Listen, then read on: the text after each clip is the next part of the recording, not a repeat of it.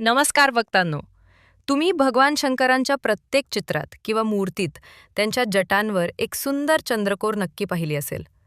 पण तुम्ही कधी विचार केला आहे का, भगवान शंकरांनी चंद्र डोक्यावरच का धारण केला? चंद्र गळ्यात का नाही, हातात का नाही, कपाळावरच का आहे? यामागे फक्त एक कथा नाही, तर अनेक धार्मिक आणि प्रतिकात्मक अर्थ सांगितले जातात. आजच्या या व्हिडिओमध्ये आपण जाणून घेणार आहोत, चंद्राची उत्पत्ती कशी झाली, चंद्राला शाप का मिळाला, भगवान शंकरांनी त्याला आश्रय का दिला, शिवाच्या मस्तकावरील चंद्राचा आध्यात्मिक अर्थ काय आहे, आणि या प्रसंगातून आपल्याला जीवनात काय शिकायला मिळतं. म्हणून हा व्हिडिओ शेवटपर्यंत नक्की पहा. समुद्रमंथन आणि चंद्र. धार्मिक ग्रंथातील एका परंपरेनुसार देव आणि दानवांनी अमृत मिळवण्यासाठी समुद्रमंथन केलं. त्यावेळी अनेक दिव्य रत्न प्रकट झाली. काही परंपरांमध्ये चंद्रालाही या दिव्य रत्नांपैकी एक मानलं जातं. चंद्र अत्यंत तेजस्वी, सुंदर आणि शीतल होता. त्यामुळे देवांनी त्याचा सन्मान केला.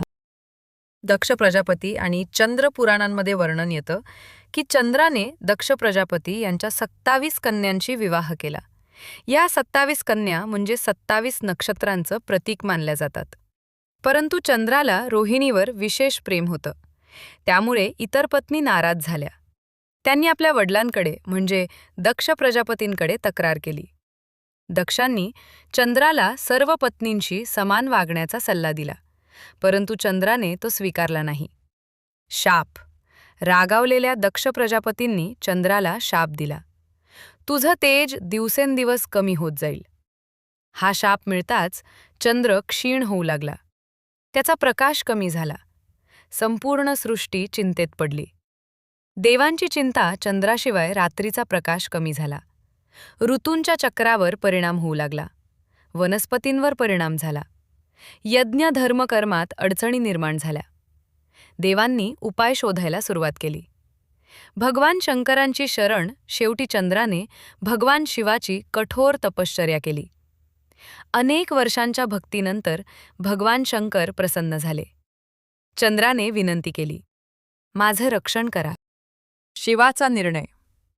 भगवान शिव म्हणाले, दक्षांचा शाप पूर्णपणे बदलणं योग्य नाही, पण मी तुला माझ्या जटांवर स्थान देतो. तेव्हापासून चंद्र शिवाच्या मस्तकावर विराजमान झाला. असं मानलं जातं की याच कारणामुळे चंद्र पूर्णपणे नष्ट होत नाही. तो कृष्ण पक्षात कमी होतो आणि शुक्ल पक्षात पुन्हा वाढतो. शिवाला चंद्रशेखर का म्हणतात? शिवाच्या मस्तकावर चंद्र धारण केल्यामुळे त्यांना चंद्रशेखर हे नाव प्राप्त झालं. शेखर म्हणजे मुकुट, म्हणजेच चंद्राला मुकुटाप्रमाणे धारण करणारे. आध्यात्मिक अर्थ. येथून पुढे या कथेकडे प्रतिकात्मक दृष्टीने पाहूयात. चंद्र मनाचं प्रतीक मानला जातो. मन सतत बदलत राहतं. कधी आनंद, कधी दुःख, कधी राग, कधी शांतता. भगवान शिव आपल्या मस्तकावर चंद्र धारण करून सांगतात, ज्याने मनावर नियंत्रण मिळवलं तोच खरा योगी. चंद्राचा शीतल स्वभाव शिवाचा स्वभाव अत्यंत उग्रही मानला जातो. त्यांच्या मस्तकावरचा चंद्र हा शीतलतेचं प्रतीक मानला जातो.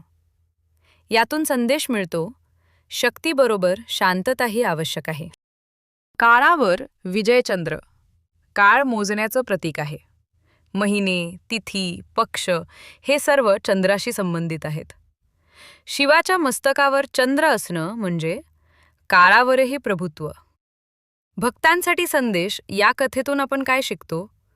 अहंकार टाळा. चुका झाल्या तर प्रायश्चित्त करा. संकटात ईश्वराची शरण घ्या.